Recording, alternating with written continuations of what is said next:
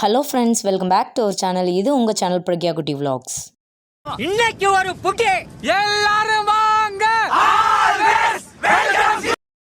Last week Sunday நம்ம மட்டனில் recipe பண்ணியிருந்தோம். இந்த வீக் சண்டே நம்ம சிக்கனில் ரெசிபி பண்ண போகிறோம். எல்லாமே ப்ரீ ப்ரிப்பேர்டாக நான் அரேஞ்ச் பண்ணி வச்சுட்டேன். இவங்கெல்லாம் தான் என் குக்கிங்க்கு ரொம்பவே ஹெல்ப்ஃபுல்லாக இருந்தாங்க. எல்லோரும் தயாராக இருக்கிறீர்களா? ஃபஸ்ட்டு நம்ம ப்ரிப்பேர் பண்ணது நம்மளோட ஈஸியான ரெசிபி ரசம் தான். நம்மளுக்கு தெரிஞ்ச இன்க்ரீடியன்ட்ஸ் எல்லாம் போட்டு ஒரு தட்டி மிக்சியில் வச்சு இடித்து அதோட கொஞ்சோண்டு கருவேப்பிலை, தக்காளியை கையிலேயே சாறு பிழிஞ்சு புளியை கரைச்சி அது தலையில் ஊற்றி அப்படியே ஒரு கொதி விட்டோம்னா அப்படியே தலை நுரக்குட்டி வர ரசத்தை பார்த்தா அப்பா செம்ம டேஸ்ட்டாக இருக்கும்.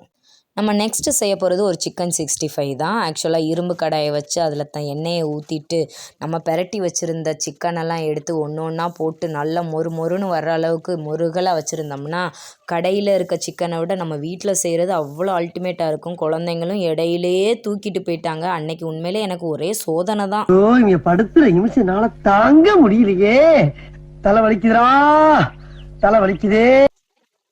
அடுத்து நம்ம விலாக்ஸில் நெக்ஸ்ட்டு ரெசிபி அப்படி என்னன்னு பார்த்தீங்கன்னா சிக்கன் கிரேவி தாங்க. சிக்கன் கிரேவி இல்லாமல் அன்றைக்கி டே நம்மளுக்கு ஃபுல்ஃபில்லே ஆகாது. சட்டியை வச்சு எண்ணெயை ஊற்றி வெங்காயம், தக்காளி, நமக்கு தேவையான எல்லா இன்க்ரீடியன்ஸையும் போட்டு அப்படியே கழுவி வச்ச சிக்கனையும் போட்டு தேவையான மிளகுத்தூளையும் போட்டு நல்லா கொதி வர விட்டு கெட்டியாக கிரேவி ஆக்கி அதை பார்த்தா அப்பா சாமி சொல்லவே வேண்டாம், தலைன்னு நல்ல கெட்டியான கிரேவியாக உண்டாயிருச்சு.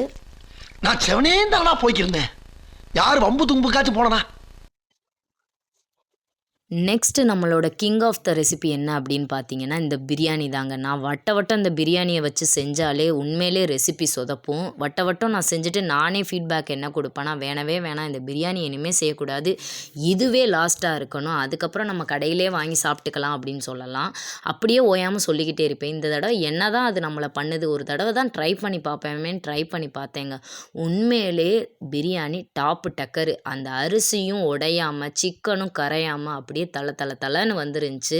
உண்மையிலே என்னோடய பிரியாணியை பார்த்துட்டு இந்த பிரியாணி எப்படி இருக்குது அப்படிங்கிறத நீங்களும் கமெண்ட் பாக்ஸில் மறக்காமல் கமெண்ட் பண்ணுங்கள்.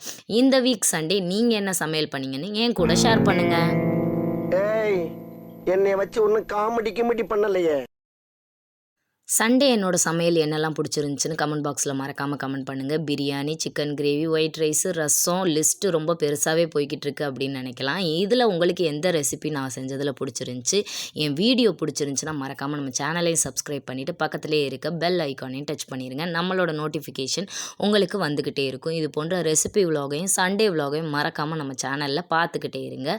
தேங்க்ஸ் ஃபார் வாட்சிங்.